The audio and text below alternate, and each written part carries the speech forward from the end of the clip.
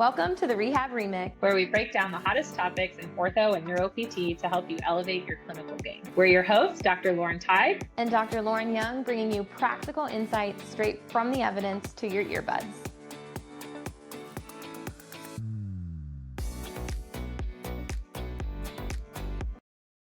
Hey y'all, welcome back to the Rehab Remix. Today we have another rock star guest on our show, Dr. Alex Peters. He is a board certified sports physical therapist through the ABPTS and founded his private practice, Impulse Physical Therapy in Buffalo, New York, where he currently treats patients with orthopedic and sports related conditions. He completed a sports physical therapy residence at Texas Children's Hospital in Houston, where he treated orthopedic and sports injuries in kids and athletes of all ages and competition levels. Alex is also an adjunct professor in the kinesiology department at his alma mater of Canisius University, which is also in Buffalo. Go Bills! And regularly consults with NCAA Division I athletics departments for complex and post-surgical rehab and return to sport readiness evaluation. He is also a clinical assistant professor at his other alma mater, which is DUville University, in their physical therapy department. His concussion research practice is conducted alongside the University of Buffalo Concussion Management Clinic and assists with clinical research related to evaluation and rehabilitation of pediatric and sport-related concussions. He also continues to practice as an athletic trainer. So he is just a jack of all trades, and we are so excited to have him here with us. And he just has a plethora of knowledge and clinical expertise. And so we're thankful to have you with us, Alex. Welcome, and thank you for joining us today. Yeah, thanks for having me. I really appreciate it and excited to talk. Can you first tell us a little bit about what inspired you to pursue a career in physical therapy? Yeah, I mean, I think it's kind of the cliche story of, having injuries when I was growing up. I went and saw a physical therapist in my hometown. At the time, I thought I really wanted to do something in like engineering or like something a little bit more sciencey, a kind of physical sciences kind of thing. But then I got hurt playing baseball, went to see my PT a few times for a couple different things, thought this is kind of cool. And then kind of settled on that. And, I had a big injury my freshman kind of into sophomore year of high school. So was in PT for about 6 months and then really kind of just fell in love with it. And then I've been kind of set on that. I was set on that ever since. And then kind of along the way to kind of fell in love with athletic training as well. So I was lucky enough to do my bachelor's in athletic training and then go into PT school afterwards. I just always have this fascination of the athletic training background. I am not a sports PT. How does that athletic training background bring a different and unique perspective to what you're doing as a sports physical therapist? Because there's some gray area and then there's some very distinct area that each of those professions have scope of practice wise. Yeah, and I think that's definitely like one of the things that comes up quite frequently too when, I'm talking with either young clinicians or students or pre-professional students even, when they're like, okay, like I really like working with athletes and I really like kind of like that piece of it, but like I don't know if PT or athletic training is more of the path for me, as well as like what are kind of the differences between the two. And so usually the way that I kind of break it down for people is like, okay, when you thinking about more of an athletic training as a profession, you're thinking of more of this like jack of all trades sports medicine kind of professional. A little bit of rehab, a little bit of strength conditioning, a little bit of nutrition, a little bit of emergency care, a lot of emergency care, taping, bracing, recognition of medical conditions. You have all of these things that are under your belt from an athletic training perspective versus more this field of sports physical therapy is a lot more of a kind of hyper specialized or niche area of physical therapy that is a very, very broad profession. I think, in athletic training, it is a very broad skill set in a narrow profession because generally you're working with people that are involved in sport, typically younger and healthier, though there are kind of some exceptions to that, versus, physical therapy is extremely broad as a profession, but sports physical therapy is an extremely narrow focus of that. So I think it kind of comes down to of like, well, what do you want to be the expert in or have the expertise in? Do you want to be the person that's running out on the field when someone has a catastrophic injury and stabilizing that injury? Or do you want to be the one that's doing the rehab of that injury afterwards? If you like one or the other, then you might be a little bit more inclined to pursue one or the other, but it is a nice like kind of complementary skill set and it is a very complementary professions too. Like I wouldn't be able to do my job effectively without the athletic trainers that I work with. And I think that I can provide a lot of value to them to take something off of their plate, like a long-term rehab, so that they can, give more focus to the people that have just like more of like your kind of day-to-day aches and pains that are trying to be ready for their sport, on that day-to-day kind of scenario. So when you practice as an athletic trainer, how do you have to like move between those two worlds? There is a lot of overlap. So like a lot of times what I'm doing as an athletic trainer nowadays is I just, will kind of, hey, if there's a race going on or if there's, a soccer game that I work for a staffing agency that kind of, will place me at certain things here or there if there's events going on. So like, hey, if I'm available and I'm around, like I'll go spend, 3 hours at a soccer game and be there and be that primary point person versus, being a point person for, a mile race or, being helping out at the Buffalo Marathon or something to that effect where it's a little bit more of a event by event kind of coverage as needed. And then, that's more of how I'm practicing nowadays as an athletic trainer. And I'm not formally employed in an athletic training setting, though there are some PTs that are dual credentialed that are employed more as athletic trainers than they are as physical therapists. And usually, and that's in some sort of high performance sport, think professional sports, think, high level college sport, where there are some people that is their more day job is they are an athletic trainer that also happens to have a PT license as well too. I can think of a few examples of that, like in professional baseball, professional football, and like high level Power 5 divisional athletics as well too. But that's a little bit more rare. Yeah, I think you bring up an interesting point because that's a similar way that I describe the difference in the professions is that emergency management running on the field versus like traditional like sports PT being more of the rehab side of things. But then there also is that niche of the niche settings where you're talking like high performance athletes where you're getting both. And so that's very interesting because being an athletic trainer myself, I think the way that you differentiated the two was spot on. And that's exactly like how I viewed them as a student because as an athletic trainer, I loved the job. I loved the life. I loved all of it, but I also felt like I was missing the rehab part of it. I felt like there was a point when I would do the injury recovery and rehab, I could only get them so far because the educational knowledge in the athletic training program is really for that emergency medicine, that emergency care. And a lot of master's athletic training programs are now offering like EMT certifications too to like double down on that emergency care. But again, it still leaves that kind of like gap in rehab, which is why I think we see a lot of people go for that dual certification, which I think still to this day is a golden nugget. It's really helpful because even when you are sitting for your SCS, you do need to go shadow athletic trainers to get those hours. So it kind of shows where the importance of both of those fields combined can be really, really beneficial to our profession and both professions for that matter. So I would like to talk a little bit more about your professional and personal journey in terms of maybe a defining moment in your PT profession. Where or your journey to get there that helped you decide like, hey, I want to open my own practice or I really wanted to I wanted to do more youth athletes, pediatrics, because that's what you did your residency in. So talk to us a little bit about maybe that moment where you're like, this is really what I want to do and how you got there, where you are now and what you're doing. Yeah. So I think probably more of the defining moment for me is going through that residency. That was an extremely like helpful stepping stone in my career. When I was going from undergrad doing athletic training to going into PT school, I knew that I kind of wanted to do something in sports, but I didn't know exactly what that looked like. I was still kind of trying to figure it out because it was like, I liked some of the pediatrics courses that I got. I liked more of the orthopedic stuff. We didn't really have a whole ton of like sports curriculum at my school. And so like I was trying to like kind of figure out where it all kind of fits together. And so when I was in PT school, I did a pediatrics rotation at a local school district around here. And then I also did more of a sports rotation and I also did more of an orthopedics type rotation or just kind of like a general kind of private practice. You kind of see a little bit of everything kind of scenario. And I think those kind of experiences all combined, I also did an acute care rotation too, which I actually really liked, but that's a different story altogether. I think all those experiences all combined kind of like helped me to kind of narrow down and kind of be like, okay, well, I liked working with kids. I just didn't really like the environment. And I wasn't as like into working in that like school setting perspective. I liked working with the teenagers.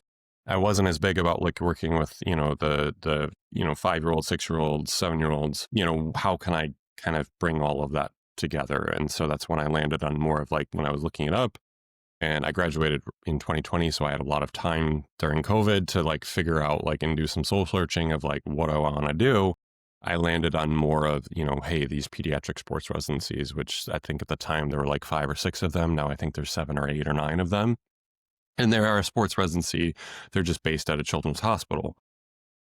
And I was like, cool, this kind of blends everything together of what I want and the patient populations that I want. And that's how I ended up doing that. And so the majority of, the kids that I oversee would like be like kind of between the ages of 12 to 18 or so.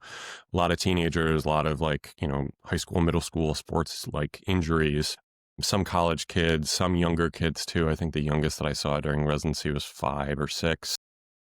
The oldest that I saw during residency was actually 81 because that was like an employee at the hospital that had gotten hurt on the job and they were still working into their older age. And so I saw them. So it was like a nice kind of variety, but 90% of the patients that I saw were like middle school, high school kids. And that was fantastic. And I really loved that. I had a really, really great experience. And, I'm actually going to go visit them in a couple of weeks. But after that, I've kind of brought in a little bit after starting private practice to kind of treating some adults again, a little bit more so too. I still do see some kids, but it's just like less so in terms of the younger kids. So, a little bit more of that middle school, high school, college age athlete now, and some adults, some younger kids, but it's a little bit less frequent. I love that. I think that's so important because you really kind of like kept your options open, which I think is so important because oftentimes, and we see it being in higher ed, is that students come in thinking they know exactly what they want to do. And not to say that they don't, but it is so important to like get all of those different exposures because similarly, I thought I wanted to work in sports and I worked with Division 1 athletes and I was like, I don't want to do this long term. I was like, but then I started to see more younger athletes and I was like, I really like this, right? I didn't really Hmm. love the school-based type of things. I think pediatrics in general, there's a lack of understanding of what that actually means. It doesn't necessarily mean that you always are treating babies or you're always treating developmental delays.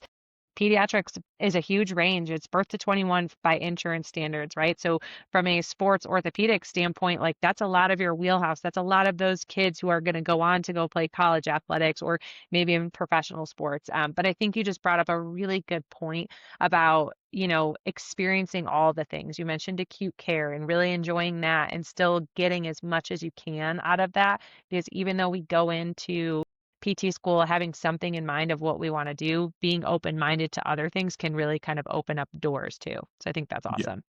And like I took a lot out of my acute care experience because I was doing cardiopulmonary ICU and step down units. So it was like very, very, very medically complex patients.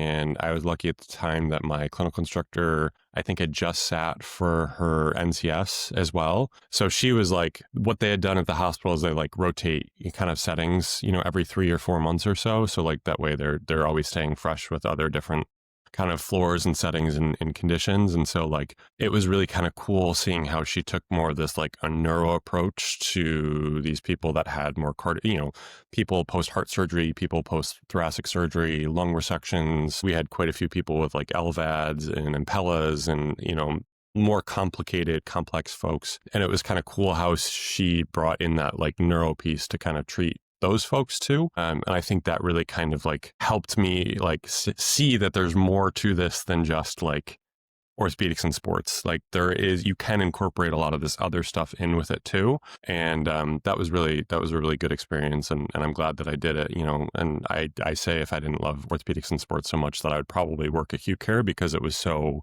interesting and diverse and like you saw something new every single day. You learned something new every single day, which was something that was really, really cool about it. But yeah, I mean, that's definitely something that I would always suggest to any of the students that I'm teaching in PT programs or any of the pre-professional students is like try and get a very wide variety of experiences because, I've heard of and met people that were like, yeah, I did like 3 outpatient orthopedics rotations in PT school. And then I did a subacute setting where it was all total knees and total hips. And it's like, well, you didn't really get any other exposure to any other part of the profession. You just got exposure to like a lot of orthopedics. And I think there is other things that you can pull in from other pieces and other parts, when it comes to, these more kind of outpatient type settings. I just want to be clear, we did not pay Dr. Peters to say any of that because we talk about that a lot. Like my background is neuro, and Dr. Tide and I talk a lot about this right now in the ortho world. I feel like this dual tasking cognitive load is just huge. And I always tell people, But I think it's go look. the hot new thing that It's people the are hot new thing. overdoing. The People are overdoing overdoing. it and Okay. not doing it right. Gonna love to talk about Let's that. go there. I mean, it is the hot new thing. And I think there's a lot of things that have come out recently as like, oh, you should do this for dual tasking. But like the constructs of it and actually like having it be somewhat applicable to a sporting environment is really, really lacking. And I think people are latching on to this as like, hey, I did 4 months of rehab for this ACL reconstruction. Now we can do neurocognitive stuff. When this person has a 60% quad deficit is like, well, hold on, you're putting the cart before the horse here, and you're jumping to these things way too fast before you restore this person's capacity. I think I've seen that trend happen a little bit more so where just people like to latch on to the new shiny object, and that is neurocognitive training, when like on a day-to-day basis, I mean, granted, I see some concussion and like from a late stage, return to sport rehab piece, I think it's really, really helpful. But on a day-to-day basis, more of what my day-to-day looks like is more like strength conditioning than it is anything else. Like we're getting stronger, we're lifting heavy weights, we're trying to restore capacity to the, body part that had injury or surgery or X, Y, or Z. Like I think that piece is helpful, but I think it's vastly overdone because it looks cool and people can post it on social media. I had this conversation with someone who teaches at a local school, lots of time in programming. It looks cool. We need to figure out the theory behind it. Like, what is the brain actually doing during this task? Like, are we truly dividing attention? Are we able to multitask? Right? Generally, our brain is not meant to multitask, and so of course you need that in a sports environment to be able to improve. I think I'm going to misquote the number, but it's like after concussion, an increase in lower extremity injury is like 40% increased, I think. Yeah, it's like 2 or 3 times relative rate increase. So then it's like there has to be some connection there that's occurring, but actually trying to figure out, like you're saying, like we put the cart before the horse. We have all the interventions, but we have no idea what the theory foundation basis is of that. And my question is like, is this the area that athletic trainers could take? That after they've totally finished rehab with a PT and they're returning to sport, the PT is signed off and said that quad is good, that, shoulder can handle this, whatever. Would this be better implemented like long term in an athletic training? Now, of course, I know that athletic trainers are so busy, but is that the correct place for it? I don't know. I don't have the answers. Yeah, I think it comes onto the place a lot more on that kind of like on-field rehab, like progressing back into full amount of workloads. And I mean, I'll keep a lot of my athletes on during that period, but like, yeah, a lot of that relies on the athletic trainer because they see practice every day and they know what practice looks like, and they can kind of help make those progressions in workload a lot easier than I will be able to, because I don't know what practice looks like for that athlete, for their position, for what they need to be doing. So I do think that that's a great potential stepping stone for, hey, having an athletic trainer take this person that has been, quote unquote cleared, and then having them, do more of that like dual tasking kind of neurocognitive intervention and progression piece to create a little bit more chaos, with their postural control, X, Y, and Z. I think at the same token, though, you kind of got to it of like, is there going to be time to have those, types of interventions be done at scale? I don't know. It's going to depending on the sport, the team, their staffing levels. Like there's a lot of issues with staffing nowadays for athletic training. Like, there's a lot of people who have left the profession. Who knows if that would actually get implemented well. And how worthwhile is it to be implemented? I mean, when we're talking about the concussion example of, hey, we have these of lower extremity injury after concussion, we also know that lower extremity injury rates are reduced just by doing aerobic exercise during the rehab for concussion too. Like that was a study done at Buffalo where literally just doing prescribed aerobic exercise reduced secondary injury rate. So it doesn't necessarily need to be this big, complicated, 6-week neurocognitive training program. Like we could also probably do other things too that help kind of improve injury risk on the back end of injuries. I think to get to your point, we don't really know exactly what needs to be done. There's some theories as to what need to be done, but I don't know if there's actually true set in stone things that are making sure that we're actually treating and training these constructs as appropriately as we could. I know there are some really great researchers, though, in this space at Ohio University, University of Central Florida, Kentucky, and I believe potentially USC too. I could be wrong, but that are looking into more of these kind of neurocognitive piece after a particular joint injury or after concussion. Georgia does some concussion research too that looks at secondary injury risk. And I think all of those kind of lines of research combined, I think will probably tell us more answers in that in the next probably 5 to 10 years. But I think as of right now, I think everybody's guessing and trying to figure it out. And I don't think anybody has a good answer for it. The term neurocognitive just makes me chuckle, right? Because in my world, that's been called dual tasking. I went to a continuing ed course, and everybody's like oohing and ahhing over this dual tasking, and I'm like looking around. I'm like, we're doing this every day in the Yeah. neuro world. Like it was just so fascinating. But I think it comes back to what you said earlier. And I went to CSM in 2020 in Denver, and I remember sitting in Mary Mastery's course, and she said, it's not that you're not a cardiopulmonary therapist, it's that you're not a very good one. And I felt personally attacked. I was like, you are so right. Like, it's not that, and that's how I feel. It's not that I'm not an orthotherapist. Everyone has a musculoskeletal system. It's just, I'm not the person that's the expert in that. And Yeah. so if we can now look at people from a holistic lens and not just, I'm your sports PT, but I'm the person who can help with your sports. I'm the expert here, but I can pull in some of the other principles from these other disciplines. Your experience is really valuable just because you've done it. You've seen it done. That's, I think, the big thing too, is that you had a mentor, a teacher who was able to show you holistically what we need to look at. I mean, I look at breathing in all of my neuro patients because from that day forward, I was like, Mary Masteries, I'm going to prove her right. Like, I'm going to figure out the cardiopulmonary system. But when we niche down to just, this is what we're doing and that's all we're focused on, we're missing a huge piece of the picture. Yeah. I mean, you can kind of lose the forest through the trees at times when you get so hyper focused on okay, I only treat ACLs all day, every day, or I only treat shoulder and elbow and baseball players all day, every day. Like, I think a lot of times, you can lose a little bit of the forest through the trees, and your goal is to treat the whole athlete and not just an elbow or not just a knee. And so I think that I've seen that happen, but I've also seen people kind of go on the complete opposite end of the spectrum and lose focus of that tree because they're looking at the forest the whole time. And so